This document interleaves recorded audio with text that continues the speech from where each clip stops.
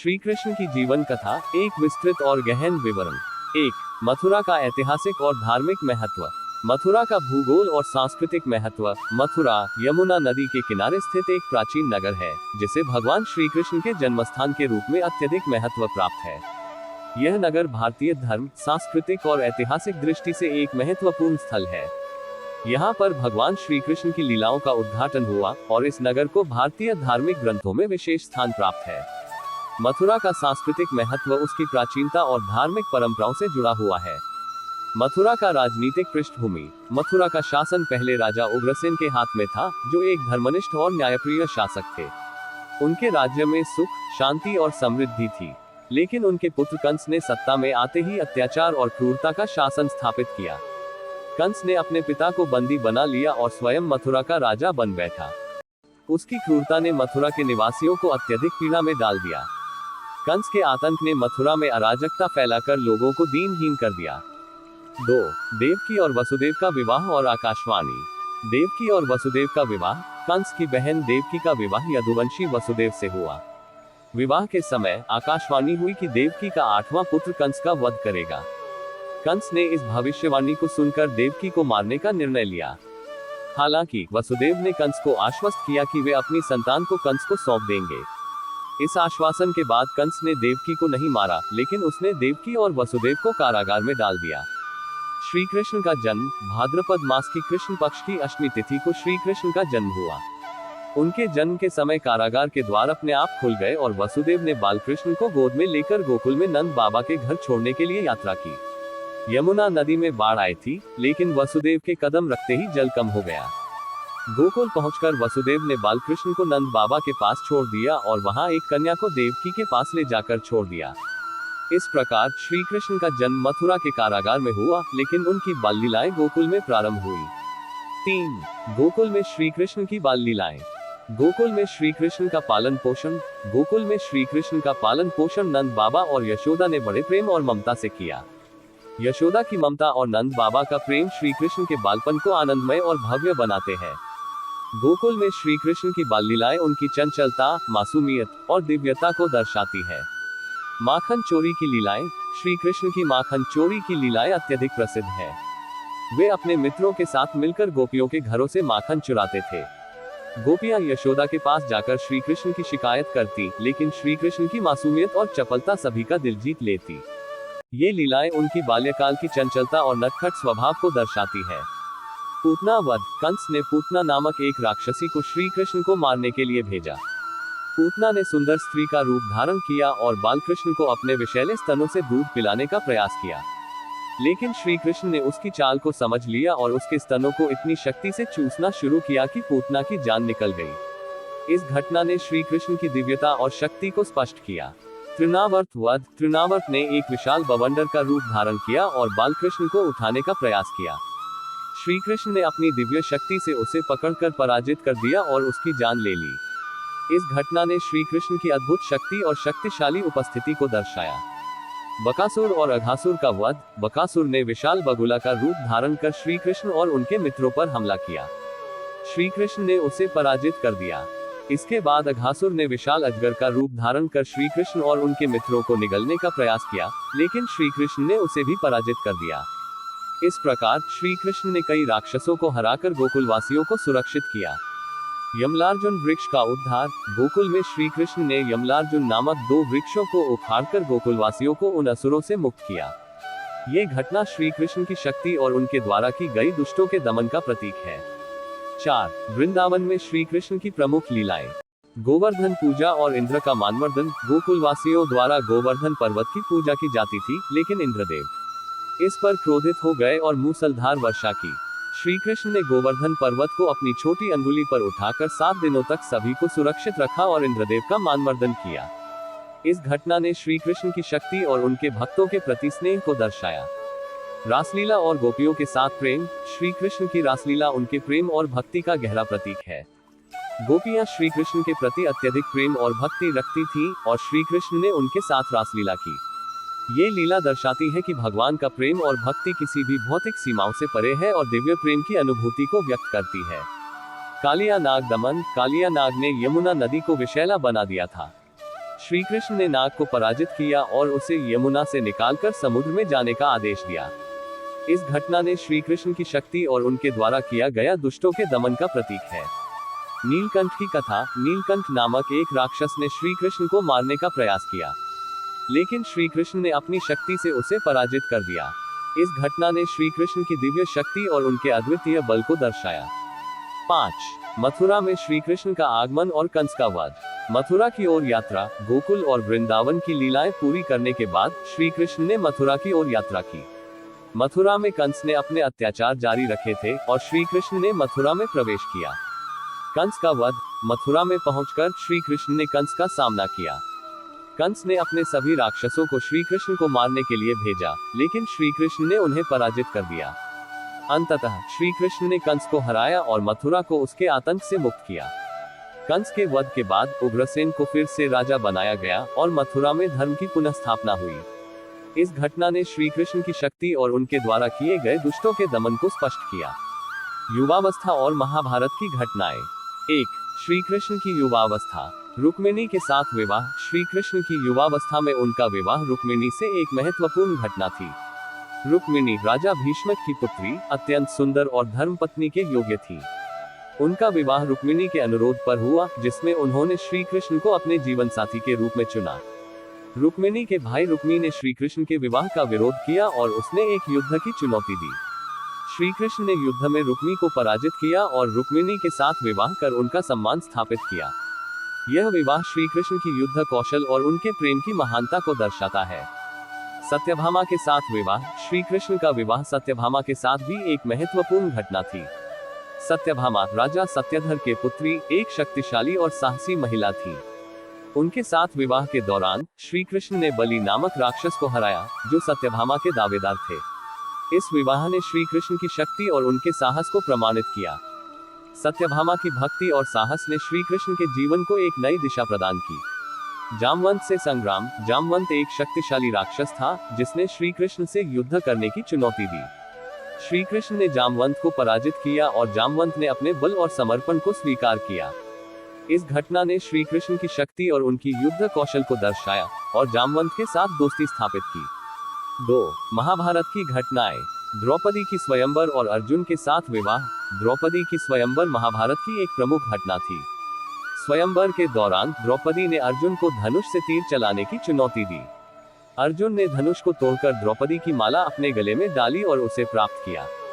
इस विवाह ने अर्जुन और द्रौपदी के रिश्ते को प्रगाढ़ किया और महाभारत के युद्ध की दिशा निर्धारित की।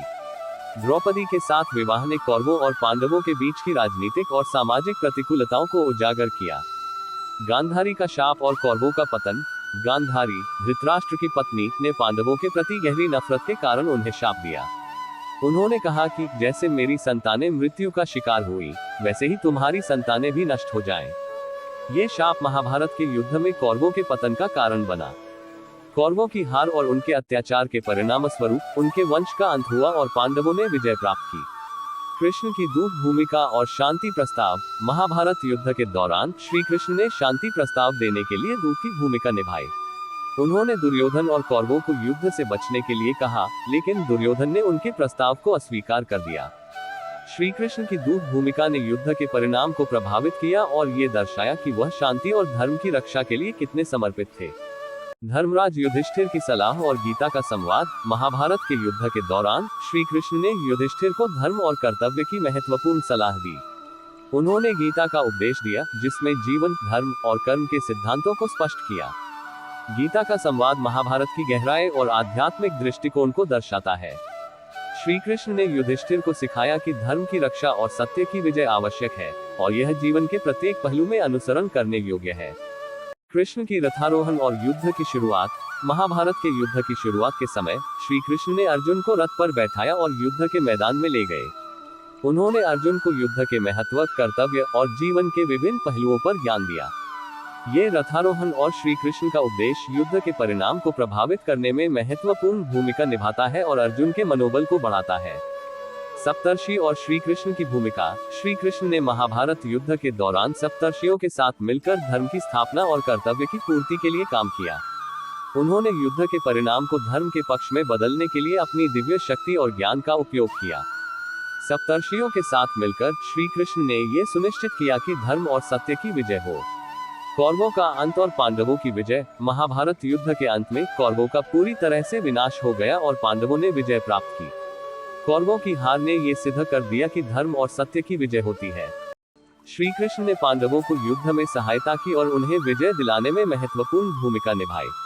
युद्ध के अंत में श्री कृष्ण ने पांडवों को शासन और धर्म की जिम्मेदारी सौंपा और अपनी दिव्य उपस्थिति से उन्हें मार्गदर्शन किया।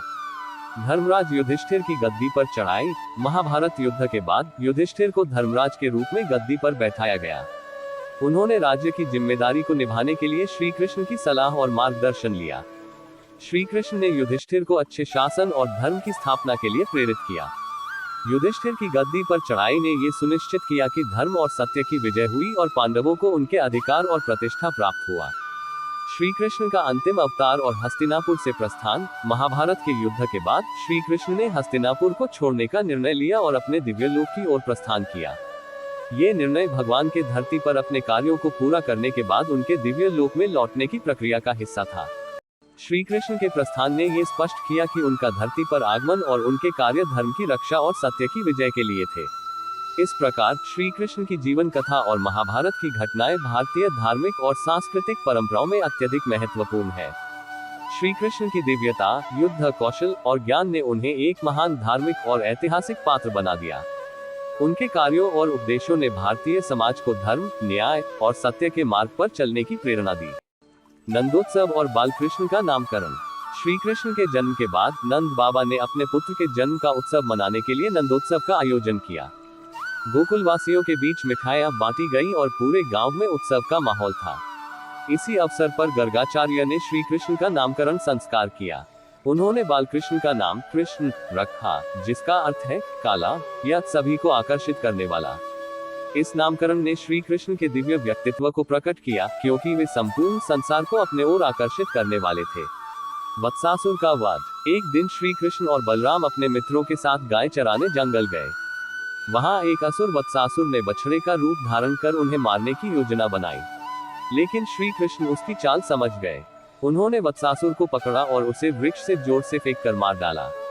इस प्रकार उन्होंने अपने मित्रों और बछड़ों को उस राक्षस के आतंक से मुक्त किया। बकासुर का वध। गोकुल के पास एक बकासुर नामक विशाल बगुला राक्षस निवास करता था, जो अपने विशाल आकार और शक्ति से गोकुलवासियों को आतंकित करता था। एक दिन वह राक्षस श्री कृष्ण और उनके मित्रों पर हमला करने आया। श्री कृष्ण ने उसे अपने हाथों से पकड़कर 2 टुकड़ों में विभाजित कर दिया। इस प्रकार उन्होंने गोकुलवासियों को फिर से एक राक्षस के भय से मुक्ति दिलाई। अघासुर का वध। अघासुर एक विशालकाय अजगर कंस का भेजा हुआ था। उसने एक गुफा का रूप धारण किया और श्री कृष्ण और उनके मित्रों को निगलने की योजना बनाई। जैसे ही बालक कृष्ण और उनके मित्र उस गुफा में प्रवेश किए, श्री कृष्ण ने अपनी दिव्य शक्ति से अघासुर के मुख को फाड़कर उसका वध कर दिया। इस घटना के बाद देवता और ब्रह्मांड के सभी प्राणी श्री कृष्ण की महिमा गाने लगे। वृंदावन की गोपियां और कृष्ण का अनन्य प्रेम। श्री कृष्ण का वृंदावन में गोपियों के साथ प्रेम अद्वितीय था। गोपियां श्री कृष्ण को अपने जीवन का सर्वस्व मानती थी। एक दिन गोपियों ने कृष्ण से उनकी बांसुरी को छीनने की योजना बनाई। जब वे उनकी बांसुरी लेकर भागी, तो श्री कृष्ण ने हंसते हुए उनका पीछा किया। इस लीला ने गोपियों के साथ उनके स्नेहपूर्ण संबंध को और गहरा कर दिया। गोपियों की श्री कृष्ण के प्रति भक्ति और प्रेम इस बात का प्रतीक है कि सच्चा प्रेम बिना किसी शर्त के होता है और भगवान के प्रति अनन्य समर्पण को दर्शाता है। राधा और कृष्ण का दिव्य प्रेम। राधा और कृष्ण का प्रेम हिंदू धर्म में अद्वितीय स्थान रखता है। राधा श्री कृष्ण की अनन्य प्रेमिका थी और उनका प्रेम आध्यात्मिक प्रेम का सर्वोच्च उदाहरण है। राधा और कृष्ण की रासलीलाओं में प्रेम, भक्ति और समर्पण का अद्वितीय संतुलन है। उनकी प्रेम कथा केवल सांसारिक प्रेम तक सीमित नहीं है, बल्कि वह आत्मा और परमात्मा के मिलन का प्रतीक है। दधिभांडी लीला। श्री कृष्ण की माखन चोरी के किस्से तो प्रसिद्ध हैं ही, लेकिन एक दिन उन्होंने गोपियों के दही के मटके भी तोड़ डाले। गोपियों ने जब ये देखा तो वे यशोदा मैया के पास शिकायत लेकर गई। यशोदा ने कृष्ण को डांटने की कोशिश की, लेकिन कृष्ण अपनी मासूमियत से यशोदा का दिल जीत लेते। ये लीला श्री कृष्ण के बाल्यकाल की उन लीलाओं में से एक है, जो आज भी जन जन में प्रचलित है और भक्ति गीतों में गाई जाती है। यशोदा मैया द्वारा श्री कृष्ण को उखल से बांधना। एक दिन श्री कृष्ण ने गोकुल की गोपियों के घर से माखन चुराया और उसे खाने लगे। यशोदा मैया ने उन्हें रंगे हाथों पकड़ लिया और गुस्से में उन्हें एक उखल मूसल से बांध दिया। लेकिन श्री कृष्ण की लीला से उखल के साथ ही वे चलने लगे और उन्होंने दो बड़े वृक्षों के बीच से होकर उखल को खींच लिया, जिससे वे वृक्ष गिर पड़े। वे वृक्ष वास्तव में दो श्रापित यक्ष थे, जिन्हें श्री कृष्ण के स्पर्श से मुक्ति मिली। ये लीला यशोदा मैया के मातृस्नेह और श्री कृष्ण की दैवीय शक्ति को दर्शाती है। श्री कृष्ण की बलराम के साथ मल्ल युद्ध। जब श्री कृष्ण और बलराम मथुरा पहुंचे, तो कंस ने उन्हें कुश्ती के मैदान में चाणूर और मुष्टिक जैसे दानव पहलवानों से लड़ने के लिए बुलाया। यह मल्ल युद्ध अत्यंत भीषण था, लेकिन श्री कृष्ण और बलराम ने अपनी अद्वितीय शक्ति से इन पहलवानों को परास्त कर दिया। इस घटना के बाद कंस ने कृष्ण और बलराम को मारने की कोशिश की, लेकिन उन्होंने कंस का वध कर मथुरा को उसके अत्याचारों से मुक्त किया। कुब्जा का उद्धार। कंस की राजधानी मथुरा में कुब्जा नाम की एक महिला थी, जो अत्यंत कुरूप थी और उसका शरीर टेढ़ा था। एक दिन श्री कृष्ण ने उसे देखा और उसकी पीड़ा को समझा। उन्होंने अपनी दिव्य स्पर्श से उसे सुंदरता और स्वास्थ्य प्रदान किया। कुब्जा की यह लीला इस बात का प्रतीक है कि भगवान अपने भक्तों की सभी प्रकार की पीड़ा को दूर कर सकते हैं और उन्हें सुख, शांति और आनंद प्रदान कर सकते हैं। श्री कृष्ण की रुक्मिणी हरण लीला। श्री कृष्ण का विवाह रुक्मिणी से हुआ था, जो विदर्भ के राजा भीष्म की पुत्री थी। रुक्मिणी ने श्री कृष्ण को अपने हृदय से पति के रूप में स्वीकार किया था, लेकिन उसके भाई रुक्मी ने उसका विवाह शिशुपाल से तय कर दिया। रुक्मिणी ने श्री कृष्ण को पत्र लिखकर सहायता मांगी। श्री कृष्ण ने रुक्मिणी का हरण किया और रुक्मी को पराजित कर उसे रुक्मिणी से विवाह किया। ये घटना श्री कृष्ण की शौर्य और प्रेम की लीला का अद्वितीय उदाहरण है। श्री कृष्ण और सुदामा की मित्रता। श्री कृष्ण और सुदामा की मित्रता भी उनके जीवन की प्रमुख घटनाओं में से एक है। सुदामा, जो अत्यंत गरीब ब्राह्मण थे, ने श्री कृष्ण से सहायता प्राप्त करने के लिए द्वारका का दौरा किया। श्री कृष्ण ने सुदामा का भव्य स्वागत किया और उन्हें धन धान्य से संपन्न कर दिया। इस लीला ने सच्ची मित्रता, भक्ति और समर्पण का अनूठा संदेश दिया, जिसमें ये बताया गया कि सच्चे मित्र कभी एक दूसरे को भूलते नहीं हैं और समय आने पर एक दूसरे की मदद करते हैं। अंतिम संदेश। श्री कृष्ण का पूरा जीवन, विशेषकर उनका बचपन, एक शिक्षा का स्रोत है। उन्होंने अपने जीवन के माध्यम से मानवता को सिखाया कि भक्ति, प्रेम, कर्तव्य और धर्म का पालन कैसे किया जाए। उनके द्वारा प्रदर्शित लीलाएं हमें ये सिखाती हैं कि जीवन में कठिनाइयों और चुनौतियों के बावजूद सही मार्ग पर चलना और सत्य के प्रति अडिग रहना कितना महत्वपूर्ण है। श्री कृष्ण के बचपन की यह विस्तृत कथा केवल धार्मिक दृष्टिकोण से महत्वपूर्ण नहीं है, बल्कि इसमें जीवन के गहरे सिद्धांत और मूल्य छिपे हुए हैं, जो आज भी लोगों को प्रेरित करते हैं और उन्हें जीवन में सही दिशा प्रदान करते हैं। श्री कृष्ण के जीवन में एकादशी व्रत का विशेष महत्व है और इसका उल्लेख उनकी कथाओं और उपदेशों में मिलता है। एकादशी व्रत का पालन हिंदू धर्म में अत्यंत पुण्यकारी माना जाता है और इसे मोक्ष प्राप्ति का एक साधन भी कहा गया है। श्री कृष्ण ने स्वयं इस व्रत के महत्व को गीता और अन्य शास्त्रों में बताया है। यहाँ एकादशी व्रत के महत्व और उससे जुड़ी कथाओं का विस्तार से वर्णन है। एकादशी व्रत का महत्व। एकादशी हिंदू पंचांग के अनुसार हर महीने के शुक्ल पक्ष और कृष्ण पक्ष की 11वीं तिथि को पड़ती है। श्री कृष्ण ने इस व्रत को विशेष रूप से महत्वपूर्ण बताया है, क्योंकि यह व्रत भगवान विष्णु को अत्यंत प्रिय है। एकादशी व्रत के पालन से व्यक्ति को पापों से मुक्ति मिलती है और अंत में मोक्ष की प्राप्ति होती है। श्री कृष्ण ने अर्जुन से कहा था कि एकादशी व्रत का पालन करने वाले व्यक्ति को जीवन में सुख, समृद्धि और शांति मिलती है। उन्होंने ये भी बताया कि एकादशी व्रत का पालन न केवल इस जीवन में बल्कि अगले जन्म में भी फलदायी होता है। इस व्रत को रखने वाले को भगवान विष्णु की कृपा प्राप्त होती है, जो उसे सभी प्रकार के कष्टों और समस्याओं से मुक्त करती है। एकादशी व्रत से जुड़ी कथा। श्री कृष्ण ने पांडवों को एकादशी व्रत की कथा सुनाई थी, जिसमें उन्होंने राजा रुक्मांगद की कथा का वर्णन किया। राजा रुक्मांगद विष्णु भक्त थे और उन्होंने जीवन भर एकादशी व्रत का पालन किया। एक बार भगवान विष्णु ने उनकी भक्ति की परीक्षा लेने के लिए उनके सामने एक कठिन परिस्थिति उत्पन्न की। राजा के पुत्र ने भी इस व्रत का पालन किया और उसकी पुण्याई से राजा ने मोक्ष प्राप्त किया। इस कथा से यह सिद्ध होता है कि एकादशी व्रत के पालन से परिवार और वंश की उन्नति होती है। श्री कृष्ण और एकादशी व्रत।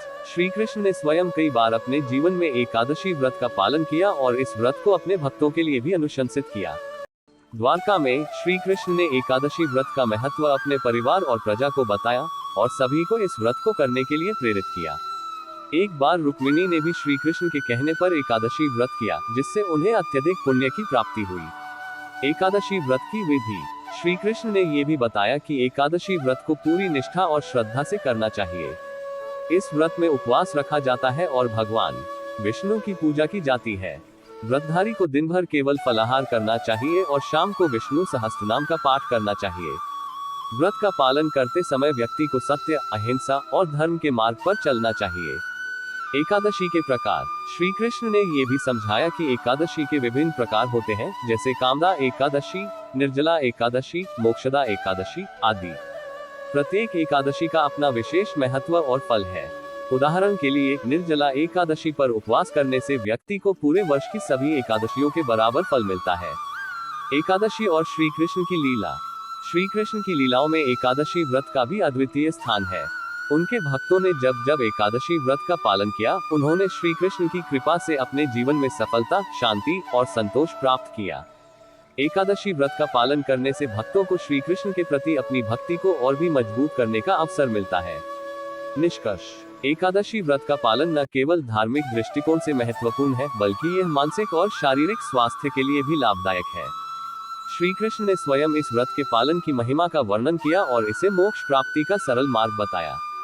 एकादशी व्रत करने से व्यक्ति अपने जीवन के सभी पापों से मुक्ति पाता है और भगवान विष्णु की कृपा से मोक्ष को प्राप्त करता है। श्री कृष्ण की यह शिक्षा आज भी लाखों भक्तों द्वारा अपनाई जाती है और उनके जीवन को समृद्ध बनाती है। श्री कृष्ण की जीवन कथा, एक विस्तृत और गहन विवरण। 1. मथुरा का ऐतिहासिक और धार्मिक महत्व। मथुरा का भूगोल और सांस्कृतिक महत्व। मथुरा यमुना नदी के किनारे स्थित एक प्राचीन नगर है, जिसे भगवान श्री कृष्ण के जन्मस्थान के रूप में अत्यधिक महत्व प्राप्त है। यह नगर भारतीय धर्म, सांस्कृतिक और ऐतिहासिक दृष्टि से एक महत्वपूर्ण स्थल है। यहाँ पर भगवान श्री कृष्ण की लीलाओं का उद्घाटन हुआ और इस नगर को भारतीय धार्मिक ग्रंथों में विशेष स्थान प्राप्त है। मथुरा का सांस्कृतिक महत्व उसकी प्राचीनता और धार्मिक परंपराओं से जुड़ा हुआ है। मथुरा का राजनीतिक पृष्ठभूमि। मथुरा का शासन पहले राजा उग्रसेन के हाथ में था, जो एक धर्मनिष्ठ और न्यायप्रिय शासक थे। उनके राज्य में सुख, शांति और समृद्धि थी, लेकिन उनके पुत्र कंस ने सत्ता में आते ही अत्याचार और क्रूरता का शासन स्थापित किया। कंस ने अपने पिता को बंदी बना लिया और स्वयं मथुरा का राजा बन बैठा। उसकी क्रूरता ने मथुरा के निवासियों को अत्यधिक पीड़ा में डाल दिया। कंस के आतंक ने मथुरा में अराजकता फैलाकर लोगों को दीनहीन कर दिया। 2. देवकी और वसुदेव का विवाह और आकाशवाणी। देवकी और वसुदेव का विवाह। कंस की बहन देवकी का विवाह यदुवंशी वसुदेव से हुआ। विवाह के समय आकाशवाणी हुई कि देवकी का 8वां पुत्र कंस का वध करेगा। कंस ने इस भविष्यवाणी को सुनकर देवकी को मारने का निर्णय लिया। हालांकि वसुदेव ने कंस को आश्वस्त किया कि वे अपनी संतान को कंस को सौंप देंगे। इस आश्वासन के बाद कंस ने देवकी को नहीं मारा, लेकिन उसने देवकी और वसुदेव को कारागार में डाल दिया। श्री कृष्ण का जन्म। भाद्रपद मास की कृष्ण पक्ष की अष्टमी तिथि को श्री कृष्ण का जन्म हुआ। उनके जन्म के समय कारागार के द्वार अपने आप खुल गए और वसुदेव ने बालकृष्ण को गोद में लेकर गोकुल में नंद बाबा के घर छोड़ने के लिए यात्रा की। यमुना नदी में बाढ़ आई थी, लेकिन वसुदेव के कदम रखते ही जल कम हो गया। गोकुल पहुंचकर वसुदेव ने बालकृष्ण को नंद बाबा के पास छोड़ दिया और वहां एक कन्या को देवकी के पास ले जाकर छोड़ दिया। इस प्रकार श्री कृष्ण का जन्म मथुरा के कारागार में हुआ, लेकिन उनकी बाल लीलाएं गोकुल में प्रारंभ हुई। 3. गोकुल में श्री कृष्ण की बाल लीलाएं। गोकुल में श्री कृष्ण का पालन पोषण। गोकुल में श्री कृष्ण का पालन पोषण नंद बाबा और यशोदा ने बड़े प्रेम और ममता से किया। यशोदा की ममता और नंद बाबा का प्रेम श्री कृष्ण के बालपन को आनंदमय और भव्य बनाते हैं।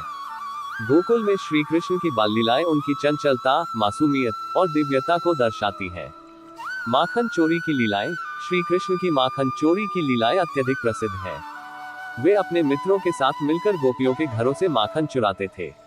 गोपियां यशोदा के पास जाकर श्री कृष्ण की शिकायत करती, लेकिन श्री कृष्ण की मासूमियत और चपलता सभी का दिल जीत लेती। ये लीलाएं उनकी बाल्यकाल की चंचलता और नटखट स्वभाव को दर्शाती है। पूतना वध। कंस ने पूतना नामक एक राक्षसी को श्री कृष्ण को मारने के लिए भेजा। पूतना ने सुंदर स्त्री का रूप धारण किया और बालकृष्ण को अपने विषैले स्तनों से दूध पिलाने का प्रयास किया, लेकिन श्री कृष्ण ने उसकी चाल को समझ लिया और उसके स्तनों को इतनी शक्ति से चूसना शुरू किया कि पूतना की जान निकल गई। इस घटना ने श्री कृष्ण की दिव्यता और शक्ति को स्पष्ट किया। तृणावर्त वध। तृणावर्त ने एक विशाल बवंडर का रूप धारण किया और बालकृष्ण को उठाने का प्रयास किया। श्री कृष्ण ने अपनी दिव्य शक्ति से उसे पकड़कर पराजित कर दिया और उसकी जान ले ली।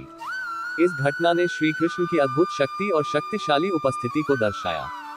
बकासुर और अघासुर का वध। बकासुर ने विशाल बगुला का रूप धारण कर श्री कृष्ण और उनके मित्रों पर हमला किया। श्री कृष्ण ने उसे पराजित कर दिया। इसके बाद अघासुर ने विशाल अजगर का रूप धारण कर श्री कृष्ण और उनके मित्रों को निगलने का प्रयास किया, लेकिन श्री कृष्ण ने उसे भी पराजित कर दिया। इस प्रकार श्री कृष्ण ने कई राक्षसों को हराकर गोकुलवासियों को सुरक्षित किया। यमलार्जुन वृक्ष का उद्धार। गोकुल में श्री कृष्ण ने यमलार्जुन नामक 2 वृक्षों को उखाड़कर गोकुलवासियों को उन असुरों से मुक्त किया। ये घटना श्री कृष्ण की शक्ति और उनके द्वारा की गई दुष्टों के दमन का प्रतीक है। 4. वृंदावन में श्री कृष्ण की प्रमुख लीलाएं। गोवर्धन पूजा और इंद्र का मानवर्धन। गोकुलवासियों द्वारा गोवर्धन पर्वत की पूजा की जाती थी, लेकिन इंद्रदेव इस पर क्रोधित हो गए और मूसलधार वर्षा की। श्री कृष्ण ने गोवर्धन पर्वत को अपनी छोटी अंगुली पर उठाकर 7 दिनों तक सभी को सुरक्षित रखा और इंद्रदेव का मानवर्धन किया। इस घटना ने श्री कृष्ण की शक्ति और उनके भक्तों के प्रति स्नेह को दर्शाया। रासलीला और गोपियों के साथ प्रेम। श्री कृष्ण की रासलीला उनके प्रेम और भक्ति का गहरा प्रतीक है। गोपियां श्री कृष्ण के प्रति अत्यधिक प्रेम और भक्ति रखती थीं और श्री कृष्ण ने उनके साथ रासलीला की। ये लीला दर्शाती है कि भगवान का प्रेम और भक्ति किसी भी भौतिक सीमाओं से परे है और दिव्य प्रेम की अनुभूति को व्यक्त करती है। कालिया नाग दमन। कालिया नाग ने यमुना नदी को विषैला बना दिया था। श्री कृष्ण ने नाग को पराजित किया और उसे यमुना से निकालकर समुद्र में जाने का आदेश दिया। इस घटना ने श्री कृष्ण की शक्ति और उनके द्वारा किया गया दुष्टों के दमन का प्रतीक है। नीलकंठ की कथा। नीलकंठ नामक एक राक्षस ने श्री कृष्ण को मारने का प्रयास किया, लेकिन श्री कृष्ण ने अपनी शक्ति से उसे पराजित कर दिया। इस घटना ने श्री कृष्ण की दिव्य शक्ति और उनके अद्वितीय बल को दर्शाया।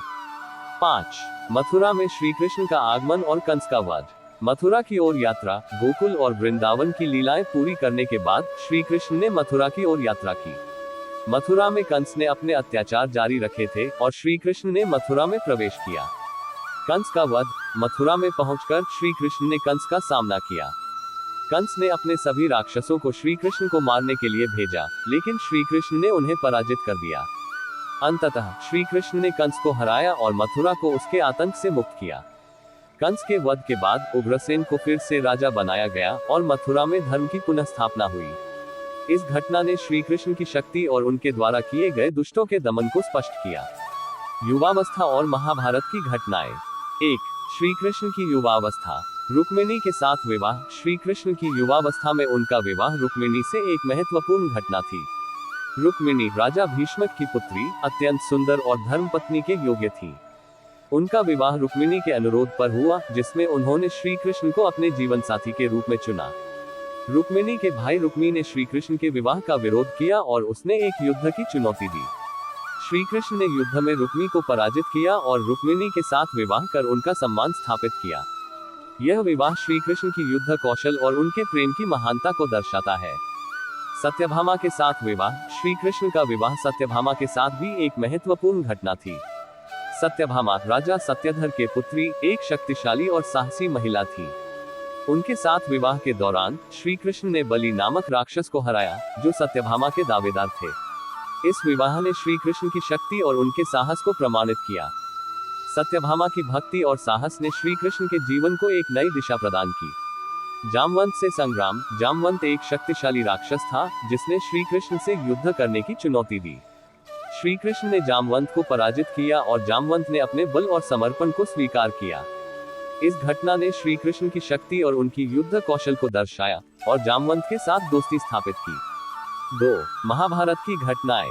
द्रौपदी की स्वयंवर और अर्जुन के साथ विवाह। द्रौपदी की स्वयंवर महाभारत की एक प्रमुख घटना थी। स्वयंवर के दौरान द्रौपदी ने अर्जुन को धनुष से तीर चलाने की चुनौती दी। अर्जुन ने धनुष को तोड़कर द्रौपदी की माला अपने गले में डाली और उसे प्राप्त किया। इस विवाह ने अर्जुन और द्रौपदी के रिश्ते को प्रगाढ़ किया और महाभारत के युद्ध की दिशा निर्धारित की। द्रौपदी के साथ विवाह ने कौरवों और पांडवों के बीच की राजनीतिक और सामाजिक प्रतिकूलताओं को उजागर किया। गांधारी का शाप और कौरवों का पतन। गांधारी, धृतराष्ट्र की पत्नी, ने पांडवों के प्रति गहरी नफरत के कारण उन्हें शाप दिया। उन्होंने कहा कि जैसे मेरी संतानें मृत्यु का शिकार हुई, वैसे ही तुम्हारी संतानें भी नष्ट हो जाएं। ये शाप महाभारत के युद्ध में कौरवों के पतन का कारण बना। कौरवों की हार और उनके अत्याचार के परिणाम स्वरूप उनके वंश का अंत हुआ और पांडवों ने विजय प्राप्त की। कृष्ण की दूत भूमिका और शांति प्रस्ताव। महाभारत युद्ध के दौरान श्री कृष्ण ने शांति प्रस्ताव देने के लिए दूत की भूमिका निभाई। उन्होंने दुर्योधन और कौरवों को युद्ध से बचने के लिए कहा, लेकिन दुर्योधन ने उनके प्रस्ताव को अस्वीकार कर दिया। श्री कृष्ण की दूत भूमिका ने युद्ध के परिणाम को प्रभावित किया और ये दर्शाया कि वह शांति और धर्म की रक्षा के लिए कितने समर्पित थे। धर्मराज युधिष्ठिर की सलाह और गीता का संवाद। महाभारत के युद्ध के दौरान श्री कृष्ण ने युधिष्ठिर को धर्म और कर्तव्य की महत्वपूर्ण सलाह दी। उन्होंने गीता का उपदेश दिया, जिसमें जीवन, धर्म और कर्म के सिद्धांतों को स्पष्ट किया। गीता का संवाद महाभारत की गहराई और आध्यात्मिक दृष्टिकोण को दर्शाता है। श्री कृष्ण ने युधिष्ठिर को सिखाया कि धर्म की रक्षा और सत्य की विजय आवश्यक है, और यह जीवन के प्रत्येक पहलू में अनुसरण करने योग्य है। कृष्ण की रथारोहण और युद्ध की शुरुआत। महाभारत के युद्ध की शुरुआत के समय श्री कृष्ण ने अर्जुन को रथ पर बैठाया और युद्ध के मैदान में ले गए। उन्होंने अर्जुन को युद्ध के महत्व, कर्तव्य और जीवन के विभिन्न पहलुओं पर ज्ञान दिया। ये रथारोहण और श्री कृष्ण का उपदेश युद्ध के परिणाम को प्रभावित करने में महत्वपूर्ण भूमिका निभाता है और अर्जुन के मनोबल को बढ़ाता है। सप्तर्षि और श्री कृष्ण की भूमिका। श्री कृष्ण ने महाभारत युद्ध के दौरान सप्तर्षियों के साथ मिलकर धर्म की स्थापना और कर्तव्य की पूर्ति के लिए काम किया। उन्होंने युद्ध के परिणाम को धर्म के पक्ष में बदलने के लिए अपनी दिव्य शक्ति और ज्ञान का उपयोग किया। सप्तर्षियों के साथ मिलकर श्री कृष्ण ने यह सुनिश्चित किया कि धर्म और सत्य की विजय हो। कौरवों का अंत और पांडवों की विजय। महाभारत युद्ध के अंत में कौरवों का पूरी तरह से विनाश हो गया और पांडवों ने विजय प्राप्त की। कौरवों की हार ने यह सिद्ध कर दिया कि धर्म और सत्य की विजय होती है। श्री कृष्ण ने पांडवों को युद्ध में सहायता की और उन्हें विजय दिलाने में महत्वपूर्ण भूमिका निभाई। युद्ध के अंत में श्री कृष्ण ने पांडवों को शासन और धर्म की जिम्मेदारी सौंपा और अपनी दिव्य उपस्थिति से उन्हें मार्गदर्शन किया। धर्मराज युधिष्ठिर की गद्दी पर चढ़ाई। महाभारत युद्ध के बाद युधिष्ठिर को धर्मराज के रूप में गद्दी पर बैठाया गया।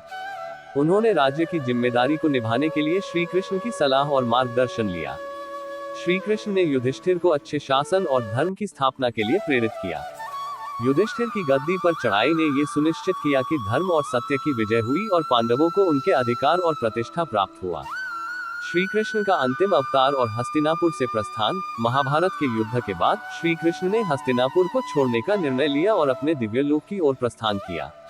ये निर्णय भगवान के धरती पर अपने कार्यों को पूरा करने के बाद उनके दिव्य लोक में लौटने की प्रक्रिया का हिस्सा था। श्री कृष्ण के प्रस्थान ने यह स्पष्ट किया कि उनका धरती पर आगमन और उनके कार्य धर्म की रक्षा और सत्य की विजय के लिए थे। इस प्रकार श्री कृष्ण की जीवन कथा और महाभारत की घटनाएं भारतीय धार्मिक और सांस्कृतिक परंपराओं में अत्यधिक महत्वपूर्ण है। श्री कृष्ण की दिव्यता, युद्ध कौशल और ज्ञान ने उन्हें एक महान धार्मिक और ऐतिहासिक पात्र बना दिया। उनके कार्यों और उपदेशों ने भारतीय समाज को धर्म, न्याय और सत्य के मार्ग पर चलने की प्रेरणा दी।